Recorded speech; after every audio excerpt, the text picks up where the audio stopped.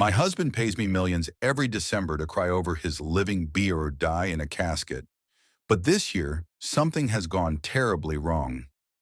The first time Chief brought the casket into our living room in Banana Island, I fainted. I thought he was pranking me, or maybe he had joined one of those strange cults my mother always warned me about. But Kalawol was calm. He sat me down on our Italian leather sofa, held my hands and explained. Babe, it is just a renewal, he said, his voice smooth like velvet.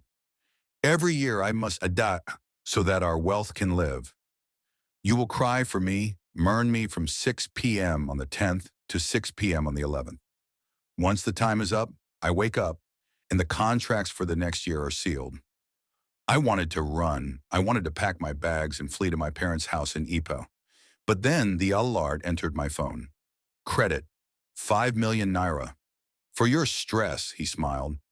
Money has a way of silencing your conscience, especially in this Lagos. So, I agreed. For 4 years, we did the routine. Every December 10th, the driver, Sunday, would bring in a shiny, white mahogany casket. Kola would bathe in black soap, wear a white lace agbada, and climb inside.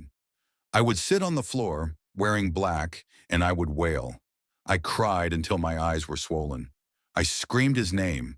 I acted like the grieving widow. And exactly at 6 o'clock p.m. the next day, Kola would sit up, snez 3 times, and step out looking younger and fresher. But yesterday was different. The ritual started as usual. Kola entered the casket at 6 p.m. I started my crying. The house was silent, except for the hum of the central AC and my fax sobbing. Around 3 a.m., I got tired. I went to the kitchen to drink water. When I came back, the atmosphere in the living room had changed. It was heavy. The air smelled like rotten mayat. I walked to the open casket to check on him. Kola was there, eyes closed, hands folded on his chest. But his skin looked gray, too gray. I touched his hand. It was ice cold. Kola, I whispered. Nah, stop playing now. It's scary. He didn't move. I checked his chest. It wasn't rising. I put my ear to his mouth. No breath. Fayar gripped my throat. I shook him violently. Kola! Kola, wake up! Nothing. I checked the time. It was only 4 a.m. He still had 14 hours to go. I told myself it was part of the deep trance. Maybe this year the ritual was stronger. I sat there shaking, watching the clock tick, tick, tick. 6 o'clock p.m. came today. I stood up, whipping my face, waiting for the sneeze. I waited for him to sight up and ask for his Maltina, like he always 6:05 p.m. Silence. 6:30 p.m. Nothing. 7 p.m. I started screaming for real this time. I shook him. I slapped his face. I poured water on him. My husband is stiff. He is stone cold. I called the number of the Baba he usually visits in Badagry, the number he told me to call only in an emergency. The man picked up on the first ring. Madam, the voice croaked, sounding like grinding stones. Did you stop crying? Did you leave his side? I went to drink water, I stammered. Ha! The man screamed. You broke the circle. You left the vigil. The spirit of death came to check, found no murner, and took the soul for real. Fix it, I screamed. Please, I have money. There is nothing to fix. The line went dead. Now I am sitting here alone in this massive house. My husband is lying in a casket in the center of the parlor.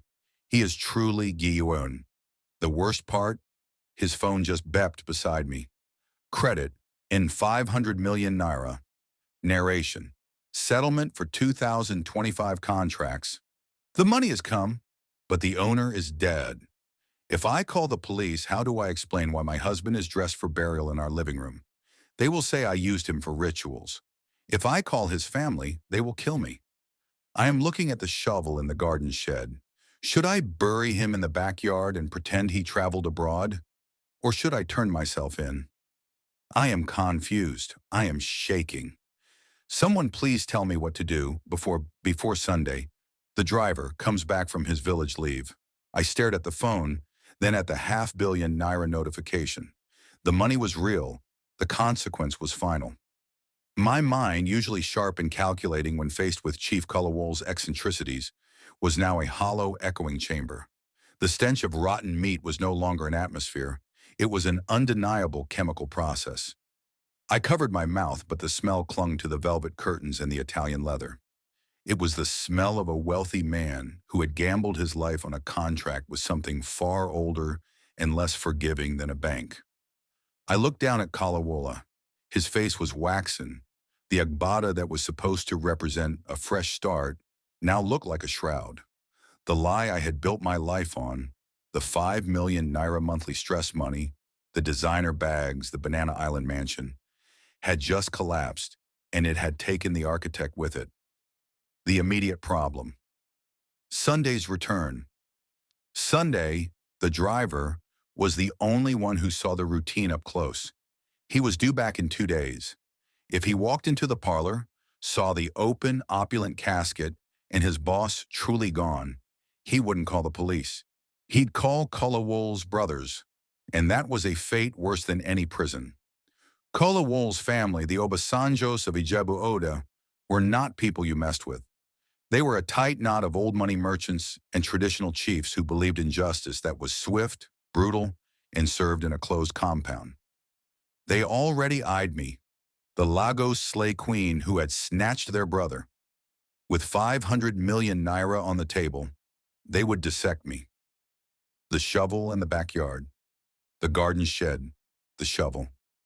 The thought was tempting, primal. Pros, time. Buying time to think, to move the 500 million naira, to establish a believable missing person story. Secrecy. No police investigation, no family interference. Just a missing chief who traveled abroad for a medical emergency and never came back. Cons. The soil. Banana Island is reclaimed land, mostly clay and sand. Digging a grave big enough, deep enough, for a man Kolawol's size would take hours. I'd be drenched in sweat, covered in dirt, and in my current state, I was barely functional. The casket, the gleaming white mahogany casket, I couldn't bury it. It wouldn't fit, and it was too distinctive. I would have to remove Kalawol from the casket, touch him, carry him. The mere thought sent a new wave of nausea through me. I looked at the shovel. It was leaning against a bag of fertilizer, the metal glinting faintly in the weak light filtering through the window. No, I can't. I couldn't physically do it, and the scent would only attract the estate's security dogs. A new plan, emergency transfer. I needed a different kind of shovel, a shovel of lies and legal maneuvers.